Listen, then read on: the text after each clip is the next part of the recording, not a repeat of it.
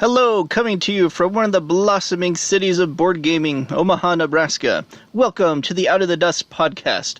I'm your host, Bryce the Builder Jurdy. An Out of the Dust board game is a game that gets played that you hadn't previously played in a year or more. In other words, it's been a while since you last played it.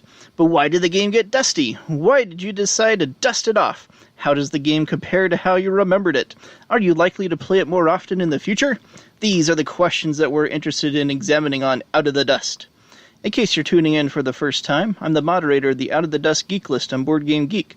The Out of the Dust Geek List is one of the recurring monthly geek lists on the site, joining such other popular ones like Favorite New to Me of the Month, New to Me a Year Ago, and Games Only I Played. The main focus of this podcast is highlighting some of the Out of the Dust games that I and other contributors to the Geek List have been playing. There are a few other short segments on this podcast as well, sometimes unrelated and sometimes tied in with an Out of the Dust perspective. I had a chance to bring the classic Reiner Knizia card game Lost Cities out of the dust recently when I decided to kill some time on Board Game Arena with it. I last played it 3 years, 1 month, and 8 days ago. I used to own a copy of this, but traded it away when it didn't work for my wife at all. She usually loves number arrangement games, but this one fell flat for some reason. I think it's because we both prefer the board game implementation of the game. I never understood why I'm in the minority on that opinion. Lost Cities, the board game, has everything the card game offers, and adds a fun race element and tokens to collect to the mix. Anyway, I wound up getting matched up with an opponent who didn't seem to be close to my skill level. This was odd because I only have a handful of lifetime plays of the Lost Cities card game. I don't consider my skill very high at all. But I wound up dominating my opponent, who kept getting over-optimistic and trying to advance too many tracks each round. He killed himself with negative points, and I won very comfortably. It was not the sort of play that inspires me to play the game more often. I feel like I'd have to get lucky in purposefully seeking out someone who has a similar skill level. It doesn't seem worth the effort for a little filler card game. Even though the game is available online, it's probably going to get dusty again for me because I'm going to continue to stick with the board game iteration. Let's see what a contributor brought out of the dust. C&H Schmidt, username GSWP, brought 2 memorable games out of the dust recently. The first was Food Chain Magnate, which was last played 1 year and 4 months ago. C&H Schmidt writes, "Here's an admission, my copy is still unplayed. I played the game twice last year, for the last time in February 2017. Then got my own copy as a wedding present in September, and now I finally played the game again with somebody else's copy still. It's just not that easy for us to get to the table, because I am only home with my partner every 2 months or so for a weekend.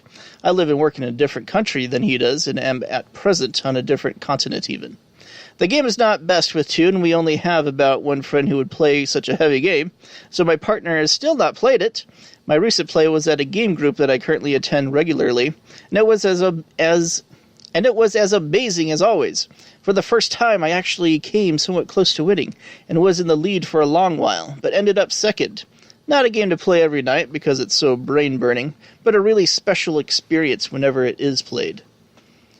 The second game that C&H Schmidt brought out of the dust was City of Iron, which was 3 years and 2 months dusty.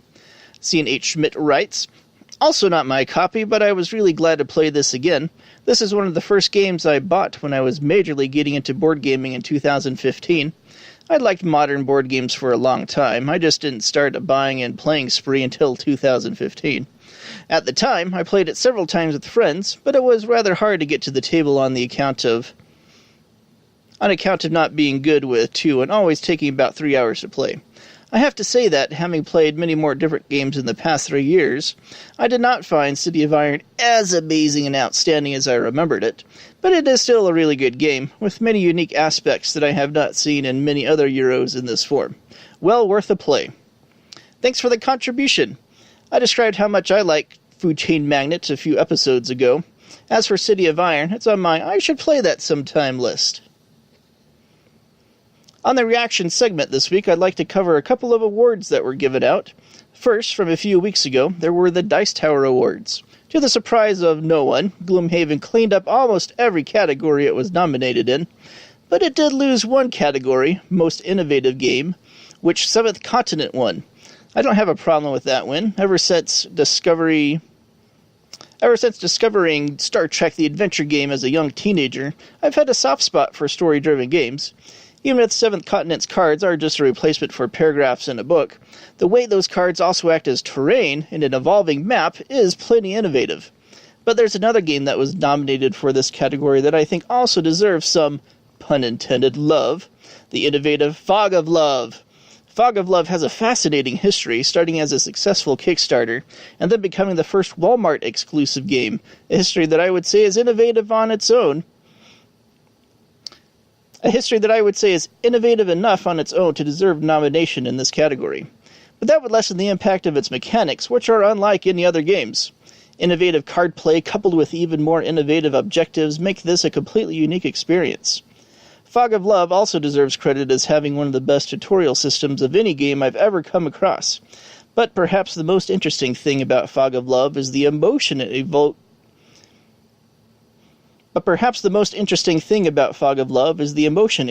From some players. Listen to part of this review on BGG from user Bradley Condor. I am currently in a 5-year relationship, and we are at that turning point where the relationship has lasted too long to be just a fling, and there is a growing pressure to make some pretty big commitments. Should we get married? Do you want kids? Should we move to a different country to get that dream job? Have we completed those goals? We wanted to before it's too late? This game asks all of those questions, and honestly, it's kind of hard to disconnect from the drama of the characters when they are asking the same questions as we are. Another problem which Shut Up and Sit Down described as emotional landmines is very much present. The longer your relationship, the more likely you are to have a few of these lying around. Have you ever kept a secret from each other? Did your partner fail to defend you in front of their parents? Did you drunkenly kiss someone at a bachelor party? This one happened to me. This game will drag those safely buried landmines back to the surface. That's fascinating stuff. If a game could bring out reactions like that, it certainly deserved to be nominated in the most innovative category. And then this last week, the Spiel de Jahres winners were announced. Much to the relief of most gamers, Azul won Spiel de Jahres. It feels like, for the first time in years perhaps, that the jury finally got it right. I've mentioned in several episodes now how 2017 was the year of the abstract, and I'm happy to see Azul's Spiel de Jahres victory cement that opinion. It's worth pointing out that Azul also won Best Family Game at the Dice Tower Awards, but if Azul's win was expected, then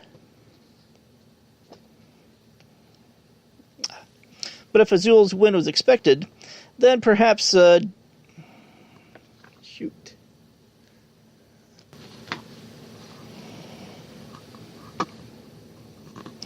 But if Azul's win was expected, then Die Quacksalber von Quedlinburg's victory in the Kennerspiel category was more of a surprise. Mainly because American gamers weren't sure how to react to that game, because we haven't had a chance to play it yet. With 70 plays under my belt, of course I was rooting for Ganshan Clara to win Kennerspiel. But, as I mentioned in an early episode, I thought it should have been nominated as a Spiel de Jahres candidate, instead of a Kennerspiel candidate anyway. So I can't really offer up much of an opinion on Die Quacksalber von Quedlinburg until I play it. Which will happen before too much longer, I imagine. Because now that it's won Kennerspiel, its arrival in America is imminent. I just hope that whichever publisher brings it over to these shores doesn't change the name, because... Dang it. I just hope that whichever publisher brings it over to these shores doesn't change the name of the game for the English edition. Why? Because an English name won't be nearly as fun to pronounce as Die Quacksalber von Quedlinburg. Turning now to the What Have I Been Playing segment, I'm going to talk about a game that has been racking up lots of plays for me this month, Can't Stop Express. Can't Stop Express was published just last year by Eagle Gryphon Games and is part of their small box games lineup. With a design credit for classic designer Sid Saxon, it's a re-implementation of Saxon's 1989 game, Extra, which in turn is a re-implementation of an even earlier Saxon game, Solitaire Dice. Here's how it works. Any number of players can play this roll and write game. One player rolls the 5 dice each round that everyone will use. Like its big brother namesake, players will form 2 dice combinations from the roll. But in this game, players mark the chosen combinations on their score sheet.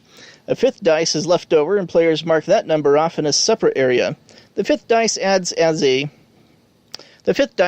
as a timer for the game. Players can only use 3 5th dice values per game and must mark off one of those 3 numbers if possible each time the dice are rolled. One of their 5th dice numbers is marked off for the When one of their 5th dice numbers is marked off for the 8th time, that player is done for the game and tallies their score. For each combination 2 through 12 that a player marked off 1 to 4 times, they scored negative 200 points. Each combination of 2 through 12 that a player didn't mark off at all or marked off 5 times scores 0 points. Each combination of 2 through 12 that a player marked off more than 5 times scores a certain number of points depending on its value rarity and the number of times it was marked off beyond 6. Marked off beyond 5. Usually, a player's score will be a negative number. And anything more than 0 is considered a really good game. I was exposed to this game at Origins 2017 when I helped demo games for Eagle Gryphon Games, including Can't Stop Express. A positive score was so rare that whenever it happened during the course of the weekend, we would make a vocal announcement and the entire booth would applaud. It only happened a handful of times. I was impressed with how much I liked the game because I am not a fan of Can't Stop. Pressing your luck literally never works out for me. But Can't Stop Express is more of a risk-reward evaluation type of game. I wound up assembling my own copy. All you need are 5 standard D6 and your score sheet of choice from the file section of BGG. My wife and I have played it 16 times this month so far. Gone Sean Clever might still capture most played of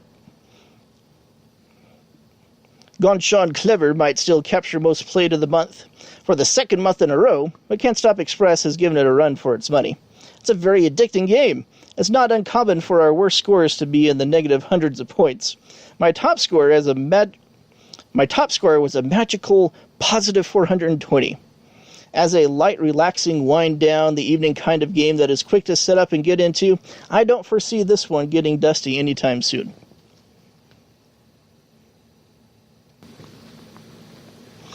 Obscure Bryce Games segment time. As promised, this week I'm going to feature the obscure Reiner Knizia game, Beowulf the Legend. Knizia has a lot of obscure games, and this is one of them. Based on the epic poem, The Legend... Based on the epic poem of Beowulf, this game has some similar... Dang it. Based on the epic poem Beowulf, this game has some similarities to another Knizia literature-inspired game, his classic Lord of the Rings cooperative game. Beowulf the Legend is not a cooperative game, but it does have a deck of cards with various icons that players will collect and do things with. Both games are illustrated by the same artist, which might also contribute to my feeling of commonality. Anyway, each round a marker advances the game to a minor, major, or treasure episode, each thematically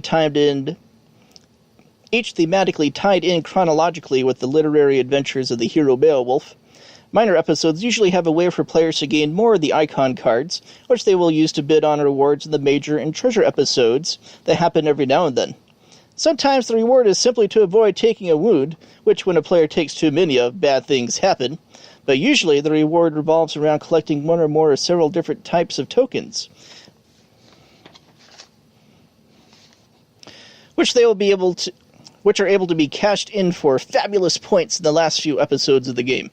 Thus, the game becomes a nice balance of hand management as players weigh when to make icon bids and when to just accept a lesser reward, and set collection as players strive to attain just the right mix and quantity of various types of tokens that will prove advantageous later.